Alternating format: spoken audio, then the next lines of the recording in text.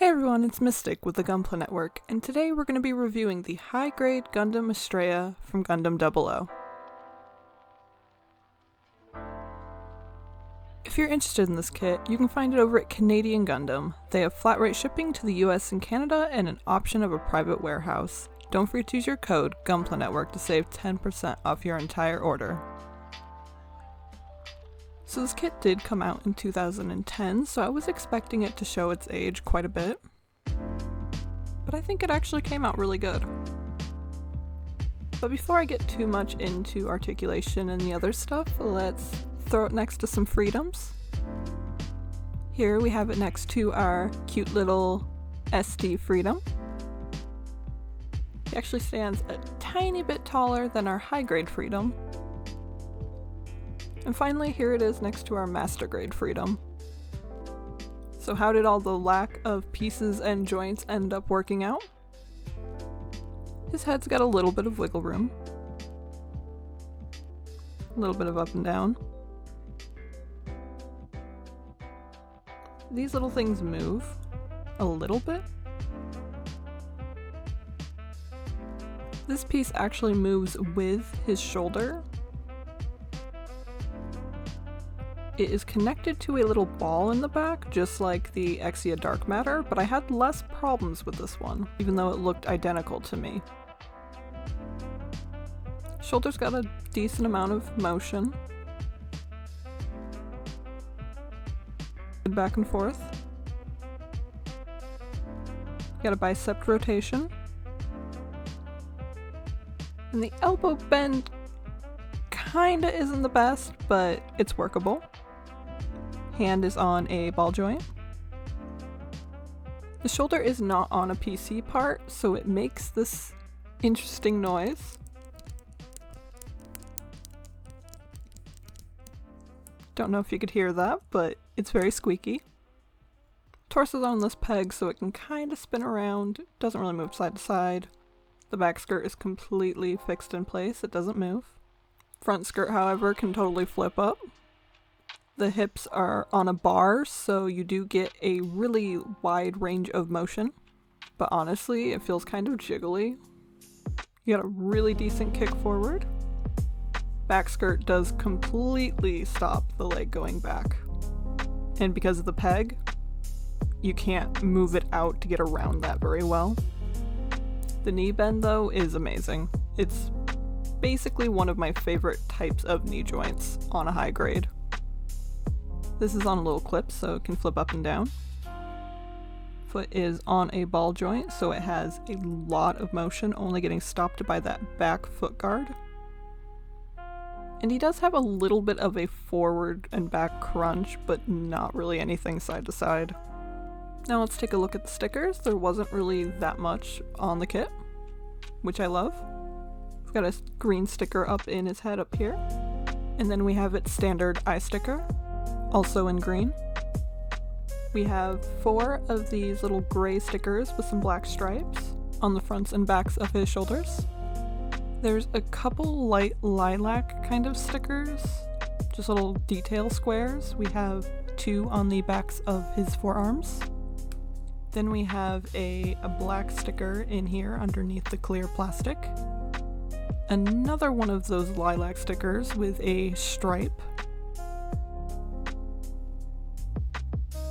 Another just solid square right below its front skirt. And on his shin. Then we have 4 of the gray detail stickers down the sides of his legs. Little green lens in the big gun. And once again in the smaller gun. And that's it for the stickers. Okay, next we're going to look at the accessories that this kit came with. There's actually a lot. Of course, we have the little plug so you can hook them up to a stand. Then we have a secondary back piece for the Gundam Astraea Type B.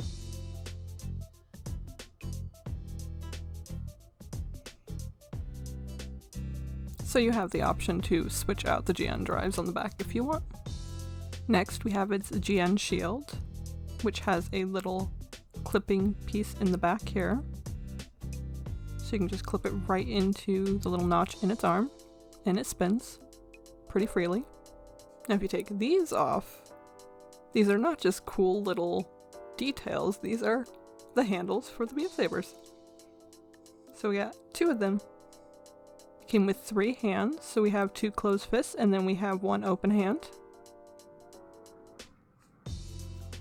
And then we have the GN beam rifle. It also has a little spot to hook into the notch in the arm. It sits pretty snug in there.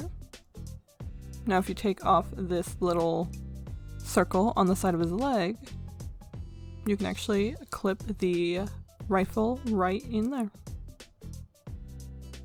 The little connector piece does disconnect from the gun if you don't want it there. Then we have the GN launcher, the big boy. It is over half the height of him. This handle does move back and forth. This piece will actually clip into the spot where you remove one of the fins to stabilize it.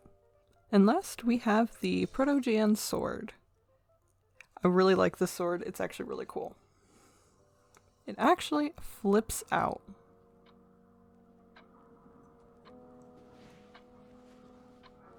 Connection pieces, however, are kind of a pain. So, once again, you are using the notch, you're going to put this little piece in, and then you have a longer piece that goes around one side of his arm. Then you clip the sword into the bottom end of that, and then you have another piece that clips onto the other side to connect all the pieces together. It was kind of a pain trying to figure that out originally, but I kind of got it down now.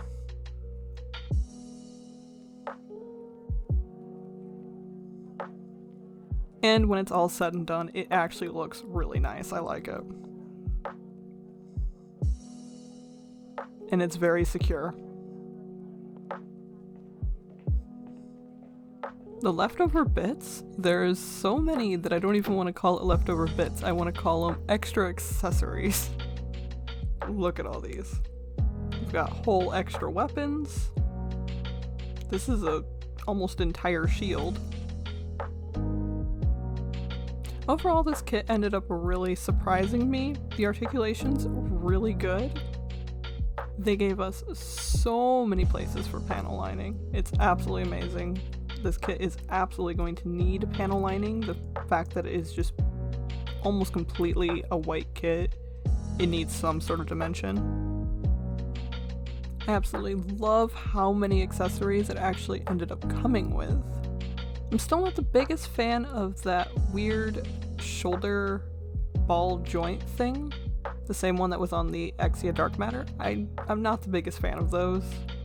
They do have a tendency to pop off and then you have to completely deconstruct and reconstruct that part. But like I said, I had less problems with it than I did with the Acustica Dark Matter. Seam lines aren't too bad in the kit. The only really nasty seam lines that really bother me are on the backs of his legs and a little bit on the back of his head. I actually recommend this kit if you keep in mind that it is an older kit. It's a very beautiful mobile suit and it's going to look great with my collection. Also, it has a ton of weapons so I can switch it up non-stop. And the build, while kind of short, was still a really fun experience. But I think that's going to do it for this review of the high-grade Gundam Astraea. Don't forget to like, comment, and subscribe and hit that notification bell so you don't miss any future videos. And don't forget to keep building.